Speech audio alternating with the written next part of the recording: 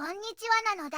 ずんだもんなのだ。今日はあの生き物がいっぱいいる大きな島、マダガスカルについて紹介していくのだ。実はね、みんなが知ってるマダガスカル、あの国名って探検家のマルコ・ポーロがアフリカ本土の港町と勘違いしてつけちゃった名前らしいのだ。びっくりだもんね。今日はそんなマダガスカルから3つのニュースをお届けするのだ。中でも特に注目なのが1つ目のニュースなのだ。EHUJRA 病院の研修医ストライキ、外科手術日照という記事なのだ。研修医さんたちのストライキが1ヶ月も続いていて、たくさんの患者さんが手術を待っている状況なのだ。マダガスカルの医療システム全体に関わるとっても深刻な問題なのだ。この動画が面白いな、マダガスカルのこともっと知りたいなと思ったら、高評価とチャンネル登録もぜひよろしくなのだ。それじゃあ早速マダガスカルのニュースをずんだもんたちと一緒に見ていくのだ。アフリカ大陸の東にインド洋に浮かぶ大きな島国マダガスカルを紹介するのだ。首都はアンタナナリボで高原地帯に広がる美しい町なのだ。かつては王国が存在し、フランスの植民地時代を経て独立した共和制の国なのだ。約2800万の人々が多様な文化とともに豊かな自然の中で暮らしているのだ。主要な産業は農業で、バニラやコーヒー、クローブなどが世界的に有名。そして地球上の生物種の約 5% がここにしかいない固有種で、特にキツネザル、レムールはマダガスカルの象徴なのだ。近年は固有の生態系を守るための環境保全活動や、それと結びついたエコツーリズムに力が入れられているのだ。手つかずの自然と温かい人々が織りなす魅力あふれる国なのだ。一つ目のニュースなのだ。EHUJRA 病院の研修医ストライキ、外科手術日照という記事なのだ。EHUJRA 病院では研修医さんたちのストライキが1ヶ月も続いて、手術がほとんどできない状況なのだ。予定されていた手術は全てキャンセルされて、緊急の場合しか対応できていないのだ。何十人もの患者さんたちが手術を待っていて、とても不安な気持ちで過ごしているのだ。中にはがん患者さんや遠くの地域、あるいは海外から手術のために来た人もいるのだ。手術を急がないと病状が悪化するかもしれないと心配している患者さんもいるのだ。研修医さんたちはマダガスカルの公衆衛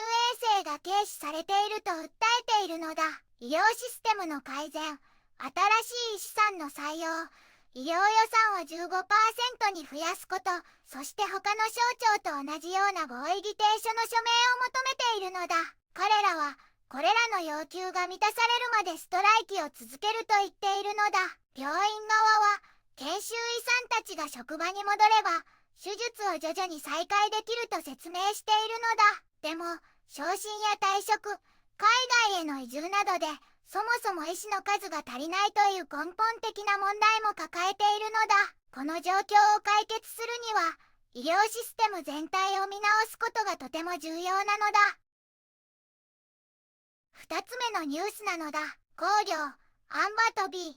プロジェクトは赤字継続という記事なのだ。マダガスカルのアンバトビー鉱山プロジェクトは創業開始からずっと赤字なのだ。日本の安倍公使が退任会見で10年以上もの損失は厳しいのだと発言したのだ。このプロジェクトは90億ドルというマダガスカル最大の民間投資で、日本の住友商事も参加するアフリカ最大の鉱山投資なのだ。約1万人の雇用を生み、2022年にはニッケルとコバルトの輸出がマダガスカル総輸出の 30% を占めるほど重要なのだ。しかし主な赤字の原因はニッケルやコバルトの国際価格下落で、累積損失は約27億ドルに上るのだ。パイプラインの故障で生産が約1ヶ月停止するなど、運営上の問題も抱えているのだ。安倍公使は複数の問題に直面しているのだと認め、国際専門誌もアンバトビーの将来は不透明と報じているのだ。それでも公使は日本大使館としてプロジェクトの継続を強く願っているのだ。アンバと B はマダガスカルの投資の可能性を示すショーケースであり、国の2万ありあり札にも描かれるほど象徴的な存在なのだ。3つ目のニュースなのだ。市長罷免、法的規定は依然有効という記事なのだ。市長さんを辞めさせることについて内務大臣さんがちゃんと法律を守ってねって言っているのだ。最近市長さんを辞めさせようってデモがたくさん起きてるから、大臣さんが世論の圧力で辞めさせるのはダメなのだ。法律で決まった手続きが必要なのだって強調したのだ。市長さんを辞めさせるのは特別な場合だけなのだ。例えば悪いことしたり、ちゃんと管理しなかったり、法律を破ったり、理由もなく長く休んだりしたような重大な過失があった時に国の会議で決めることになっているのだ。でも辞めさせられる市長さんにもちゃんと弁護する権利があるのだ。もし市長さんが辞めさせられると市議会も自動的に解散しちゃうのだ。その後は内務省さんが任命した人たちが一時的に町を運営して120日以内に新しい市長さんの選挙を準備するのだ。みんな法律の枠の中で行動するのが大事なのだ。マダガスカルは固有のキツネザルや美しい自然にあふれた魅力的な国なのだ。でも医療問題や経済の赤字など様々な課題にも直面しているのだ。この国の豊かな可能性と人々の温かさが未来を切り開く力になるはずなのだ。これからもマダガスカルの歩みを見守っていくのだ。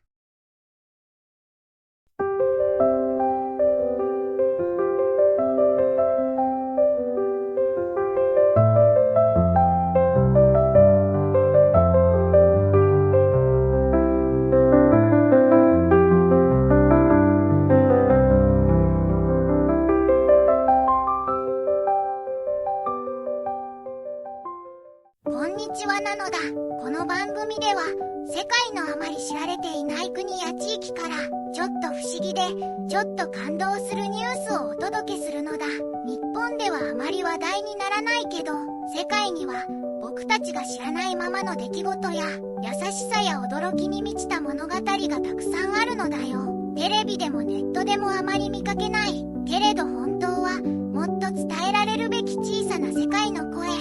そんな声を僕と一緒に見つけに行くのだ。さあ、